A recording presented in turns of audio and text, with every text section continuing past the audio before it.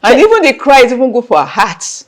Wow. Because you are teaching the heart to close up, close up. You are no longer your mother's womb. Close up, close up. So it's good for the heart muscle. It's good for the child's lungs. So the child the chunks are getting a lot of oxygen.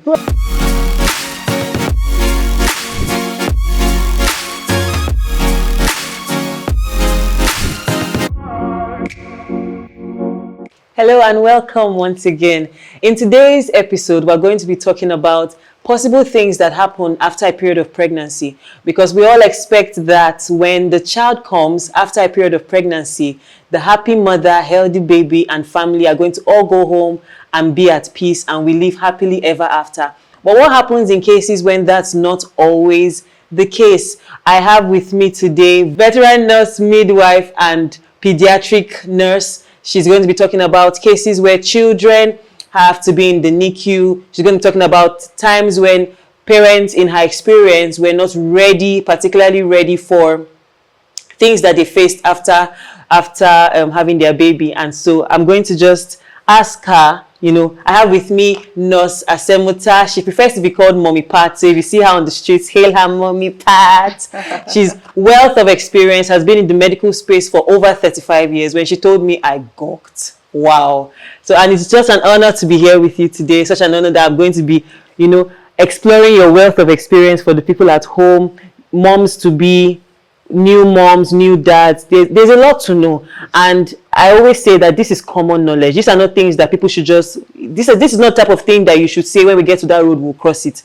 Let's know what we are going to face before we get there. I remember when I had my baby newly, I was so shocked at the number of times the nurses pricked her feet to check her blood sugar. Why do you have to make her cry so many times? It shocked me. I didn't know that was going to be the case. There were other things that happened. They had to, get some blood samples from her, and then the vaccine that they had to give her on the first day. Those things really shocked me. What are some things that new parents should expect? Normal, regular things, but in your experience have surprised moms or new dads in your experience? Yes, good afternoon, everyone, and the privilege to be here. It's our pleasure. And it's so interesting that sometimes you just live life only to look back and find out that same life, someone is living it, right? Yes, new moms and new dads. It's a lot of, I call them pleasant surprises. When you're pregnant, you go to the market, I think the color purple, color that. And we're not thinking about the reality. I think, first of all, the fact that many times when we go for antenatal, we don't listen. So when we're in antenatal, I think of what colors of clothes you are bought, what you are taking. But the most important thing, the nurses and the midwives are trying to drive home, we are not listening. Because it's in the place where you listen to what the nurse or the midwife is talking at the place of antenatal. That's where you have questions to ask. Naturally, normally in antenatal, they'll take you through prenatal. They take you, sometimes in some facilities, they even take the mothers to the labor ward, because you can come at a time when it's night and you don't know your way to the labor ward. They even take them to the postnatal clinic, so they have an idea. But you see, most young mothers and dads, when they get into labor, mothers get into labor, the first shock is the pain. The intensity of the pain. But that one, in our defense, but that one in our defense, nobody can ever prepare you for that pain. Nobody can prepare you for that. They can try, but they can't always prepare you for that pain. But somehow, if you have a no, it has a way of psychologically preparing you. Very true. And then, like labor is divided into three main parts. Your first they call it pre-labor, when a woman is 0 to 5 cm, then there's this 5 to 7 cm, which is the most integral part, and then from 8 cm, we call it final stage. And usually at the final stage, many mothers are saying, why is this pain? And the intensity is getting increased. But because they were not psychologically prepared. Yes. They just said, when I can push. And then the story is that I went to hospital and I pushed. Since when we've been acting how to push. Since we were babies, we put wrapper in our stomach. Yes, and we've been pushing since we were 2 years old. But it's not that. Push is more like you are really P-U-S-H. You are pushing against a wall. And as you are pushing against a wall, there's a resistance. The resistance is saying this baby cannot pass. But naturally, God has designed in such a way that the process of the pain is what causes the dilatation of the cervix, and eventually the baby comes out. That's why if you see a vaginal birth by a proper midwife. A proper midwife is usually very calm because God has designed it. Whether you touch that baby or you don't touch that baby will come down. Because by the design of the womb, the baby just goes through the birth canal. It's a canal, and then it will just come out, and you just drop your hand, and the baby will follow your hand. Natural. That's how God has done it. But because we are anxious, we are not watching the pictures, we are not hearing what even our mothers are telling us. It's like, push, you're in a hurry, the baby come out. No, but God has designed it. You must pass through a process. That's why life is a marathon and not a sprint. I think what you just mentioned now about how when you get to the labor room, many women are just like because of stories I had heard, I just decided that, you know what, today we came to give birth, in my case. But for many people, they think they're just going to go to the hospital and it's going to be as quick as the prenatal visits, or it was going to be as quick as the antenatal visit. It's going to be as quick as the doctor's visit. But it can be different ways for different people. It can be different ways for different people. And stories like this would encourage and help prepare the mind of... Yes. So what other things, like in my case, the blood sugar pricking, the drawing of the blood vaccination. That's after delivery, right? Yes, after delivery. For your baby. Normally now, because of the cases we have had of modern we call it modern protocol in neonatal practice, has it that every child that is born must have their blood sugar tested every 1 hour. Yes, because when a child is in utero, she's constantly having supply from the mother's placenta. But once the child comes out, that supply is no longer there. And so the child trying to adopt, even the heart will adjust to extra blood pumping and extra womb life and all that. Even for some children, there's a hole between the left ventricle and the right ventricle of the heart that is expected that when a child cries, that hole should close. But a lot of children's hearts don't close like that. Some don't close like that. For some reasons, I had that experience in my second granddaughter, and then the pediatrician just came and told her that, oh, your daughter's heart, there's this hole, blah, blah, blah, blah, blah, blah. And the young girl was frightened. But thank God for God's word. She said to herself, Mommy, I told God that this is your gift, so I refuse to be worried. But a lot of people don't know that. But immediately that happened, and she told me, my consultant pediatrician said, no, for some reason, some children had 98% of children should close, but some 2-3% don't close immediately. But usually by the 3rd day, it closes. So in the same way, the child's blood sugar should actually regulate itself. You understand? But for some reason, some children's pancreas don't regulate, and many times you find that a child is born in 2 hours. They say, but to get back to this, and this child died. So it's actually preventive. So when the blood sugar is being monitored, the child will not get into hypoglycemia that can lead to death. So that's the reason why it is recommended. It's one of the new WHO recommendations for pediatric neonatal practice.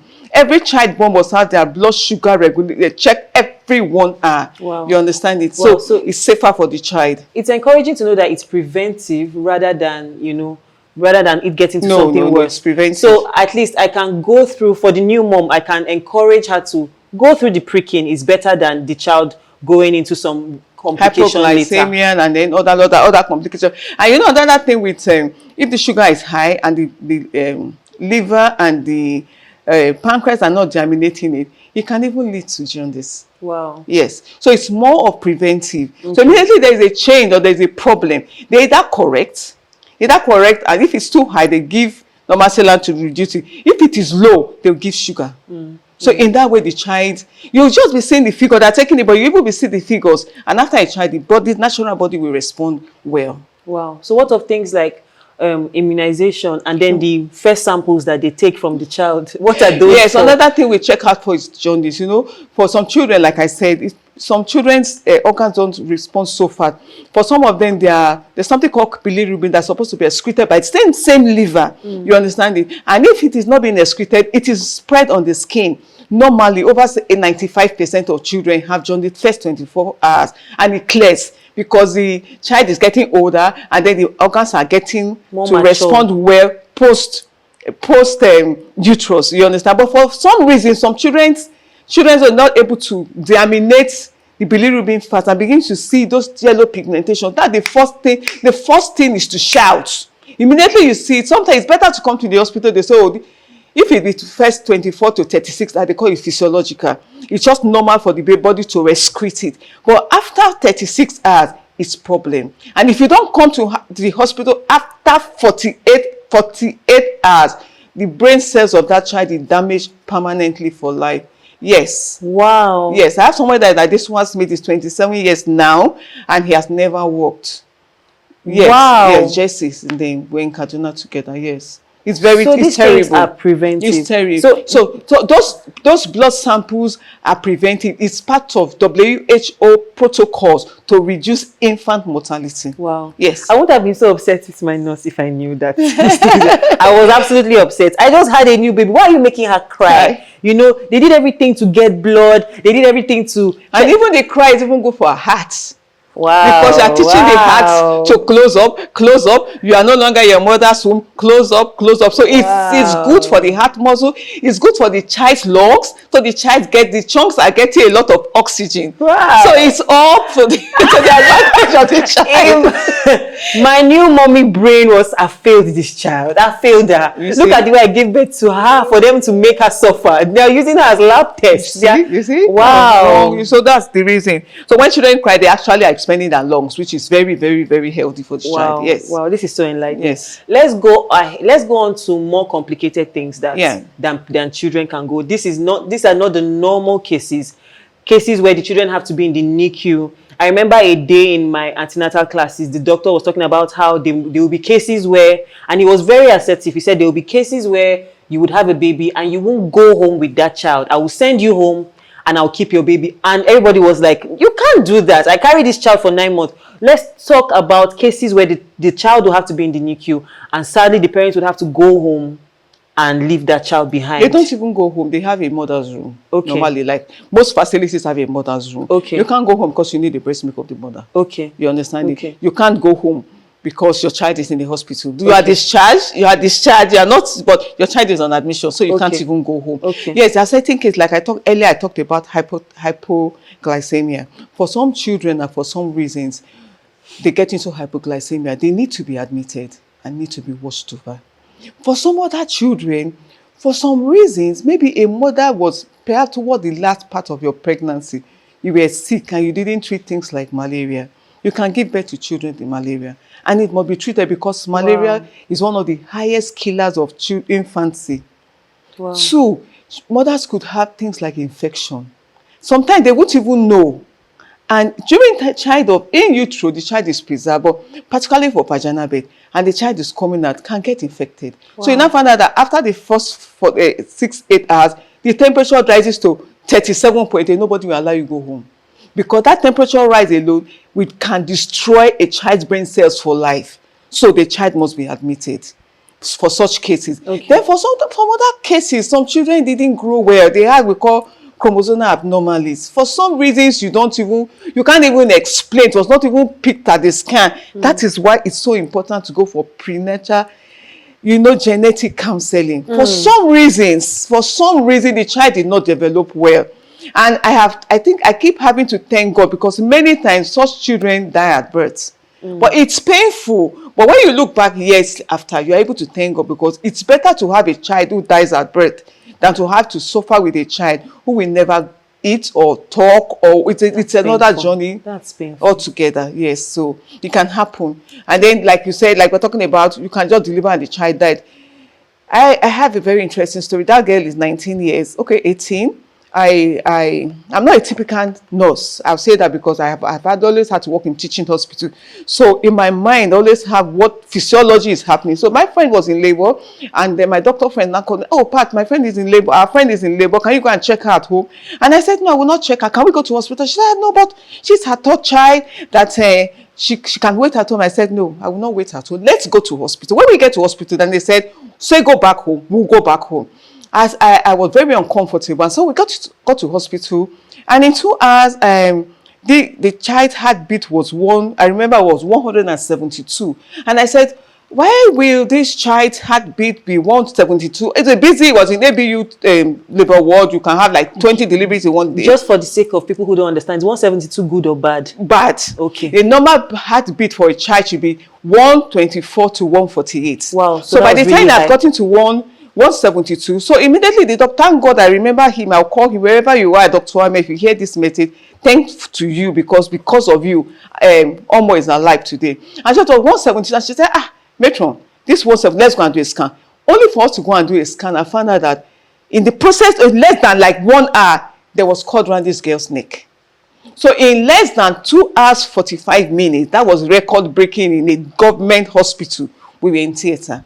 I went into theater with my friend because I am a nurse. I wasn't supposed to go, but I entered into theater with her. And I'll tell you what happened. By the time we got to theater, we found out that there was cord. I remember the 5 places: cord round neck twice, cord round one hand once, cord round one leg once, cord round the stomach. There's no way, if she had continued with that vaginal birth, would have died, because that cord, as the child is coming, that the cord will get tighter, and then they will lose the baby. Wow. I've had cases where cord has come right now. I was able to put my hand and cut, but it was like split second. But if that thing had happened above the symphysis pubis, we lost that baby. Wow. And that's why I say go to a trained facility. Please don't go to private. For me, I would say don't go to private maternity. Go to a teaching hospital where you will meet professionals. You understand? If we didn't do that scan and find out 175, say 172, we will not be shouting. And in almost 17, she's in 300 levels, 18, wow. 300, yes. So, wow. So you see, we have soft story, but we also have very bad story. So in that case, you deliver a baby, it's fresh stillbirth, and it's very traumatizing. You understand? Yes, which, if you had a CS, would have averted. And then another thing I think we also have to talk about, that whether you have a vaginal birth or you have a cesarean section, there is no one that is better than the other, because under the WHO protocols for maternal and infant mortality, we want a healthy mother and a healthy child. Exactly. Whether you have a vaginal birth or you have a cesarean section, there is not one that is better than the other. The most important thing is our end product: healthy mother and healthy baby. Healthy mother and healthy baby. That's something to note and something to live by. So I want to talk about, I heard a doctor say that, circling back to your baby being in the ICU, in the NICU, and is there any case where they might actually have to send the mother home because of like risk of an infection staying in the hospital? Are there cases like that? For the mother? Yes, for the mother. No, many times they have a comfortable place for mothers. For the mothers to stay. Okay, so at least a new mom out there can maybe insist on somewhere. It's not your house. Yes, yes. Mothers stay in the hospitals. You can't go away. Okay, that's comforting to know, because no, he said that to get your attention. I see. Yes, I see. He got my attention. He said that to get your attention. He got my attention. So let's talk about how to handle cases like this. Cases where your child, it didn't just come naturally for you. Your other friend was delivered and 2 days later they were home. 1 day later they were home. Let's talk about how to handle cases like that. What practical steps can they do? How can they engage their personal communities? Should they, what are some things that they can do to handle that situation? That is when they go back home, like they didn't have to go back home with their children immediately. Yes. How can they handle that type of situation? Thank God for communities, and I'm sure by the time you know the diagnosis, before your child is admitted, it explains to you, this is the reason, this is the reason. And if you don't understand it, ask the nurse to explain, because some people are slow to understanding. Can you explain to me again why this child, when psychologically you are relaxed, that this is for the good of this child. You understand? It's nothing to worry about. It's not because you did not pray or did not read supernatural childbirth, or you did not do 30 confessions every day. No. It's about that child's survival on earth. You understand? And everything have to be in place for the child to survive well. Thank you very much, ma. Another question I would like to ask, for women who had stillbirths, what encouragement can you give them? Many of them still have, for example, many of them will still be engorged. Many of them, milk supply will still come out. Many of them would... Every one of them. Yes. How do they handle that type of... And how do they handle their mental state at that point? It can be really traumatizing. Very traumatizing. I think recent times have helped matters. Some facilities have psychologists to come talk with women. And then, for the breast engorgement, it's natural. When you are pregnant, estrogen and progesterone hormones are high. when you have to have a baby, the estrogen and progesterone will decrease, and then there's a hormone called prolactin. It's just like so it's natural. Okay. So of course she must lactate. So when the breast is engorged, the first thing I start to say, once you get home, wear bra. Okay. Don't drop your breast, you know. But if you are going to lactate, you drop your breast. But for such traumatic experience, ensure you go back to wearing your bra. Okay. And then, like I know some women will use breast bands, can get a scarf or something and tie up the breast. You are trying to tell your brain cells, please don't lactate, don't produce breast milk, don't produce. I don't need this breast milk. So somehow the feedback mechanism works. But many other times they may need to give a pediatric an injection they give it to stop breast milk production. Okay. So at what point should you seek medical care? Immediately the child, before they discharge the woman. No, home. So I'm talking like after she has gone home and it seems like everything is still not getting to normal. She should come back to hospital. Okay. She should come back to hospital and talk to somebody. It's very traumatic. She should come back to hospital and then that's where your partner comes in. You know, when your partner is supportive, many times before 6 weeks, the woman gets pregnant. Because in the place of comforting yourself, sex starts. You don't have to, even if it is a CS. I've seen somebody have CS and it's like 6 weeks, she came back with a pregnancy and in fact, her doctor was hailing her and making her feel she was the best thing that has ever happened. And it made her happy. Yeah. So when you want to tell her, like she said, even my doctor said I've done well. Kudos to that. Yeah. Kudos to our medical because she had this baby this week. Kudos to our baby was 1 year this week and 10 days later she had the second child. You know, I'm really amazed at how you're so in touch with your patients. You know, oh, this person is in the university at this point, this person is 1 year.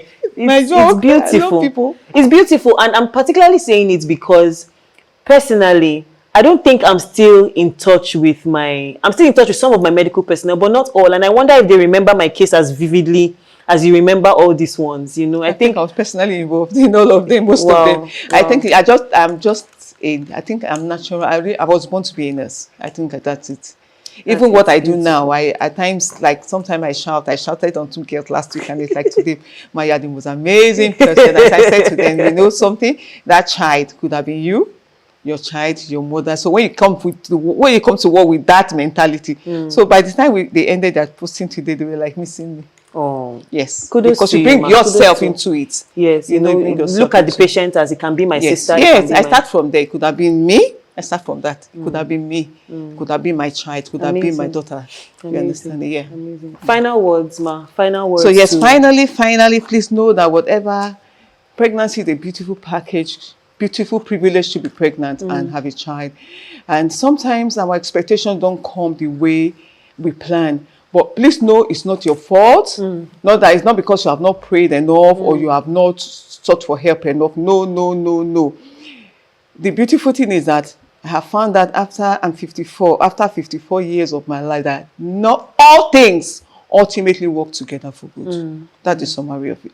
There's not one incident that is excluded.